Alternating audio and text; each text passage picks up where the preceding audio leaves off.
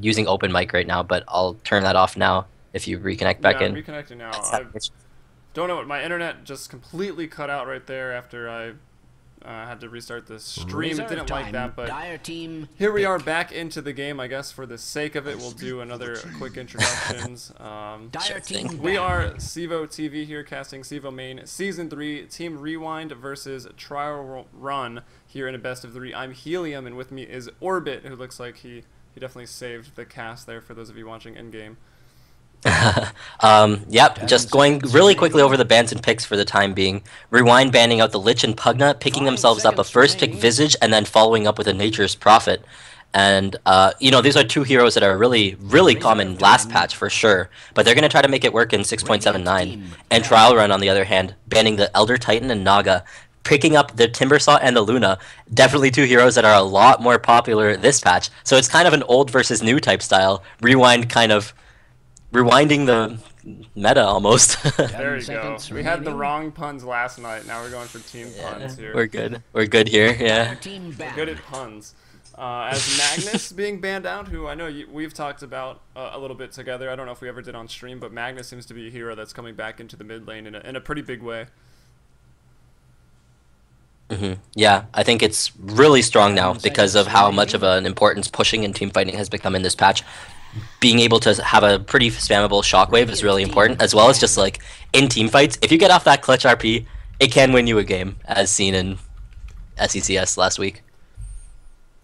Yeah, really, that was a great Magnus play. I can't remember who was playing that actually. Let's see. It was She Looked 18 who won. Apathy. Yeah, it was Apathy that was on it, tagged up as Invoker that day. Which made my job pleasant because they had an Invoker who at the time I did not know was Apathy, as well as the hero Invoker. So that was some fun casting. But we've got Luna, Timbersaw picked up, Nature's Prophet. So some pushing capabilities for both teams right now. Maybe a little bit more Rat Dota push as we see an Alchemist picked up. And, well, it could go mid, but I think it's maybe likely to be a support here. It's really interesting to note because if they have those three as their cores, that's a really nice kind of tanky base for the Luna to sit behind them and just get the DPS off. So I don't mind if it's being played as a mid here in this situation. It's weird, though, because they haven't picked any of their supports yet. So that could be problematic, just if they don't get the support they really want. Although the popular Crystal Maiden is still in the pool right now, so they might want to pick that up. Speaking of Crystal Maiden, have you caught wind of that IX Mike Crystal Maiden set that hit the No, not yet. shop? Well, let's just say the challenge was accepted of whether or not you could put a mustache on Crystal Maiden, and it was well executed. So if anyone's watching, make sure to check that out. And we just talked about it on we did a podcast recording for Chat Wheel that I believe What Is Hip TV puts on. So that'll maybe go live tomorrow. You guys can check that out. But the bans, Death Prophet, the one maybe most notable here, you mentioned it earlier in the draft when we were having some difficulties. Very popular ban choice, gets taken out here in the second round. Yep, as well as Venomancer, definitely a popular hero in this version as well. You see a lot of teams right now picking up the Veno. Navi's been really prioritizing that hero. Even EG has been picking it up a lot recently.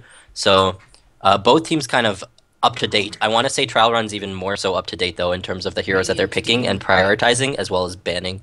Rubik going to be picked up. Definitely some pretty sweet spells you can steal against those three heroes. It's pretty easy actually to steal Luna ulti if he wants to make that a focus, because Luna really only has two spells that she's going to cast, and both of them are pretty good to steal because her first spell, the Lucent Beam, is on a pretty low cooldown and does quite a bit of damage as well. 300 damage on a 6-second cooldown. Nothing to be scoffed at. And, of course, Eclipse, one of the stronger kind of team fight ultimates in the game. And just annoying in the lane. It could put out some early harass, which could be bad for maybe Rubik, maybe Visage. Visage also, who is a little less resistant to magic abilities early in the game now with the 6.79 patch. And the new strategy for Visage is stay out of the way, don't get hit too often, or stay further back. But now if you just get caught out with a maybe a concoction, of course that is physical damage, and then follow that up with a Lucent Beam, Visage could be in trouble a little early if they want to aggro into that. We'll see what they do, as Rubik picked up pretty much lift and then spell steal away every time you see that Eclipse goes off. As you said, a pretty easy steal. And a trial Yeah. run now looking for their 4th pick, which will more so reveal the roles here of Timbersaw. I mean, there's potential that Luna goes bot in the safe lane, Alchemist mid, Timbersaw off lane, or vice versa. And we'll see if they just pick up 2 more supports here to go Yep, with Luna. I think their best pick in this situation would probably be the Crystal Maiden. Works really well, synergizes well with all of their heroes, giving the extra mana aura as well as good team fight. I kind of like Dazzle as well, but that's kind of just because I like Dazzle as a That's kind hero. of And they're because you actually going love to pick Dazzle. Gyro. That's surprising. You know, both Alchemist and Gyro, 2 really strong carry heroes, but both of them can also be played as supports. So there's a lot unknown about Trial Run's current lineup. They can also both go mid. Of course, the Gyro mid hasn't been Mhm. popular for a little while. Just too easy to shut down, or to gank up. But yeah, some ambiguity in their lineup for sure. Not so much in Rewind. They see Visage. They maybe expect aggressive 10 trialing to seconds give Nature's remaining. Prophet that 1v1. But Rubik's also a pretty defensive support. 5 seconds So a remaining. defensive trialing, offlane Nature's Prophet. So they're expecting another core hero and a mid to be picked up. And Reserve while time. trial runs denied 1 mid and 3 potential core heroes. So without banning even, they've taken out a lot of carry potential here for Rewind, who I feel like Anti-Mage could be a pretty good pick here. Even with the meta changing, I feel like Anti-Mage still always sort of just fits in as a really strong core hero. Yeah, not only that, but if they run the safe try, if Timbersaw is going to be put in the off lane, he's going to have a much more of a difficult time in that. 10 seconds remaining. Mainly because Rubik, if he times it properly, deals with Timber Chain by having a well-timed telekinesis, and that completely negates the escape potential that Timbersaw can have in that lane. They're going to go with a Clockwork, though, and that actually seems to me like it's a clock mid. Definitely one of my favorite mid heroes to run when I played mid lane. So I'm really looking forward to seeing a lot of aggression, and that kind of opens up a lot of potential mobility on Rewind side because they have a really long-range initiation with Clockwork, as well as an immediate follow-up with Nature's Prophet. And I actually like that Lifestealer ban the Trial Run made because I think that would have been the perfect carry hero to run in that type of lineup. Indeed, and there goes that Crystal Maiden we did talk about a little bit. 10 seconds remaining. Crystal Maiden gets banned out, so not convinced that Alchemist and or 5 Gyrocopter, seconds both heroes that remaining. can support, are supporting it. I would say it's pretty safe to assume that they're not. Although I Reserve feel like I time. wouldn't mind that combination, that long-range unstable concoction, throw it out, and then Gyro maybe already on the flank or just running forward with a rocket barrage. That's a lot of damage being thrown out early. 10 seconds remaining. yeah. And they probably could even take that aggressive. I don't know if it 5 would be seconds amazing. It's a little remaining. unorthodox, but we'll see what they get done as. Well, and now here's an ogre, so I give up. Yes. Movement speed Oh, boy. is going to be nice here for that Luna. Already 320 without boots, and then that Bloodlust going to be adding another 10, 12, 14, and then 16% move speed on top of that. I actually think it's 330 as a base for Luna. She's the Is it? fastest move speed hero in the game. Yeah, Okay, so she's it's actually ridiculous. I think Yeah, Naga's 320. she's faster than maybe, and then Chaos Knight I think is around 325. I'm not completely positive though, but pretty sure Luna's 330 because I like to complain about that. Yeah, But anyways, it's with valid. the Ogre pick, pretty cool lineup, I gotta say. And I don't really necessarily like running this aggressively with the Alk Gyro because the other team has a Visage, because there's a lot of burst potential with that hero on the other team. So it requires you to be very precise in your execution, should and that prepare could be for pretty battle. difficult. All right, well, Lycan was that last pickup, a hero that I definitely love, and Hal did get a buff this patch. Are to they level see 1 Roshing? And what facility they want to run this Lycan, and it looks like they may, but let's quickly introduce the teams. Over here, Team Rewind on the Dire, it is Atmo carrying, I believe he's the carry player on this Lycan. I mean, what else are you going to do on Lycan, really? Split push, maybe. Lacat's going to be playing up that Visage. It's going to be Artie playing on the Rubik, Clockwork, potentially going into the mid lane, but with the Style Shield, maybe he sits off. We'll see what he wants to do. That's Verithus on the Clockwork. And did we cover everybody? I think we did. No, Nature's Prophet is a little further behind. That's Exodus playing that Nature's Prophet. Yep, and over on the Radiant side, on Team Trial Run, we have Pon playing the Alchemist. He's going to be up in the top lane, and they actually are running the aggressive Trial lane, which is 13 very surprising to me. seconds to battle. It's going to be with Erage on the Ogre Magi, as well as Hat Jinx. He's going to be playing the Gyrocopter there, and it looks like it's going to be a farming Gyrocopter from what I see. Yes, it is. Then over in the mid lane, Phaeton on the Luna. That's pretty surprising. He actually starts with a pretty interesting item build as well. Very squishy and only having 2 Tangos to boot. Probably looking to get up a really fast bottle to try to get some rune control maybe. And finally, Brocraft over on the Timbersaw. He's going to skill up the reactive armor first. So I am told. Pretty unconventional actually, and he's going to be making his way into the solo safe lane. First rune going to spawn on the bottom. Visage is going to get it. An Invis. Really important rune actually, because they can put maybe a lot of pressure on this Timbersaw because he doesn't really have an escape with that reactive armor. If Rubik makes his way down bottom and they run this aggressive try, they can definitely get the jump on Timbersaw. Yeah, and well, Soul Assumption was skilled first here by Lacat, so that's pretty much all the damage they're going to get. Maybe a little bit more from right clicks because Feral Impulse here, just to go straight into the farming, is the first skill point for Lycan. And yeah, I'd agree. I don't know really why you would even skill up on Timbersaw before you see the lane. It just seems so not worth it. And already on the Rubik looking for the lift, can't quite get in range, gets it there, just barely thrown back. But Brocraft, you know, he's pretty close to his tower. He's going to be fine without Timber Chain and already pretty tanky to the early right clicks with the reactive armor. And look at mid lane. This is a very, very interesting mid lane. We've got Phaeton here on the Luna going up against a Nature's Prophet in the mid lane. It's definitely interesting and some fringe cases where Nature's Prophet does actually show up in the mid lane, but I don't know. I'm a pretty big fan of it. I've seen Arteezy run it quite a few times in NEL, but he's easily ganked, and here comes that gank actually right now. Smoked up is Pon and Airaj. I don't understand. I feel like they could have killed the clock so easily with a stun combo, but instead they're going to find an even easier kill in the mid lane with the stun going off onto the Nature's Prophet, going to be followed up by a really nice, actually not the best chain stun there, but it doesn't matter. They're going to get the kill. Ogre Magi gets the first blood on the Nature's Prophet in the mid lane. Nicely done. Time to transfer to a carry Ogre. Forget about the other 4-5 core heroes that are on your team. It's carry Ogre time. Yeah, get that Ags up. Make that man at TI3 or the men at TI3 so proud. Meanwhile, on the bot lane, we got Timbersaw. Timber Chain online, going to be lifted up. A little bit of aggression coming out of that, and I feel like this is an aggressive tri lane here that finds a Timbersaw, and they really can't get too much done against it. Even with Soul Assumption, Timber Chain's going to be enough to get away. Or it's always going to be sort of a battle between Rubik and Timbersaw to who's going to Timber Chain, who's going to lift first. I think when they had that Invis rune at the beginning as well, Visage just like broke it instantly to attack the Timber, and I think that was a big mistake because Rubik wasn't close, and Lycan could have even started trading with the Timber because Timber wouldn't have seen any supports in that lane until Visage is right on top of him. So a really hasty initiation from the Visage. Alchemist stunning himself, unfortunately, down there, trying to find a potential target, but of course everyone backed away because they did have that Observer Ward scouting the rotation from the supports. So at the end of the day, it looks like it's going to be a 3v3 lane in the bot lane. That casual triple melee defensive trial lane right now coming out here from Trial Run. Yeah, solid. But I like it because I love Ogre Magi being in here. It's quite hilarious. Timbersaw's also pretty fun hero. Actually, 2 of the best voice acted heroes in the game in the same lane, Timbersaw and Ogre. Yeah. They absolutely crack me up.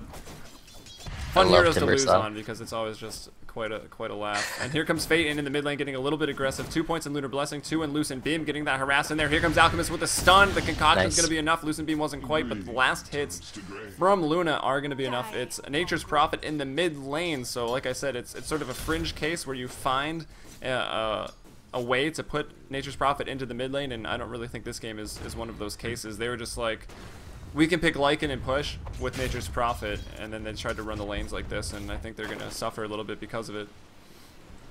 Yeah, the roaming is really successful so far because all the targets that they've gone on so far have little to no escape, which is really important here. I mean, they've killed Prophet twice. He can't really do anything about it because he can never really teleport, and he's really behind now in this lane, 0-2.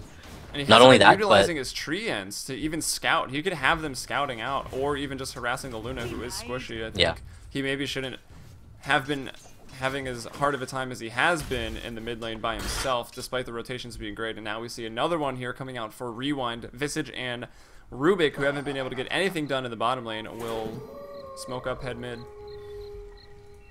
Oh man, it's nighttime and they definitely see it. Phaeton avoiding that gank really well. And in the top lane, actually, Clockwork gonna get engaged on. This looks like an easy kill. Oh, and there you go. Gyrocopter. Yeah, that's really for you, one of the best roaming supports. I feel like quick start and really nice advantage so far for Trial Run. Oh, they're gonna find Luna now. The Grave Chill goes off. Can they follow up? Nope. What? Too fast. What? I hear a concoction on the backside of things. Pon gonna get it off. 3-man stun, 2-man stun. Arash throws one onto the Rubik. Rubik gonna be brought down first. Phaeton still alive and fighting. Will even live unless Exodus gets another attack off. The rocket from Clockwork seals the deal, but Exodus will go down. Will he go down? Nature's Prophet's not very fast. Alchemist way quicker, and it's a double kill for Pon in the mid lane. Yeah, their carry Luna goes down, but it's 3 kills off of that. A beautiful rotation once again here by Trial Run on the Radiant, showing why they're, I believe they're 5-2 right now in CEVO-Main Season 3. Yep, just they need to keep smoking because it's working for sure. So that's really good of them. And Clockwork, now that he's level 6, he actually went a really weird, very unconventional build in this current meta, going the Rocket Max build here.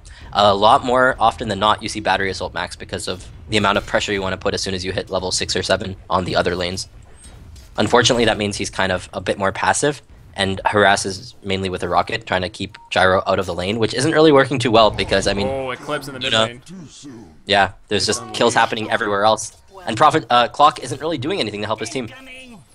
Yeah, I agree. I mean, Battery Assault... I feel like the Rocket Flare wouldn't have been too unconventional maybe a month or two ago when it was getting picked up, but Battery Assault is just so much better. You can initiate with your hook. I mean, hooks, I feel like it's a skill shot, yeah, but it's pretty easy to land with the way you can always throw it blind.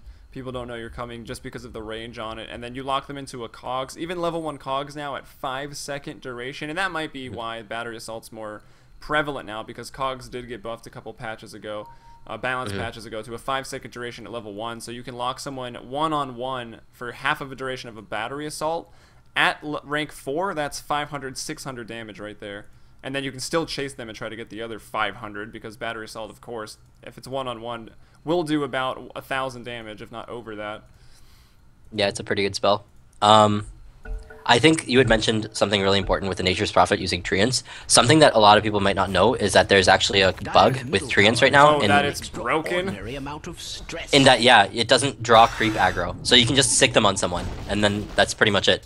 I mean, they have to pretty much run or tank the damage because the creeps will not get drawn. So it won't actually push the lane, which means that if you use them like at the very beginning of the laning phase, you can take out easily 20 to 25% of the other other kind of solo mid's health with the first treants. Yeah, it seriously is OP, and I know a lot of pro players actually do complain about it, at least in NEL where they're allowed to let their voices be heard in all chat. They get upset. Verithus, meanwhile, in the top lane, it's Rocketman versus Rocketman. Nice call down to start things off, and that's going to let Hatchings get in range for another attack.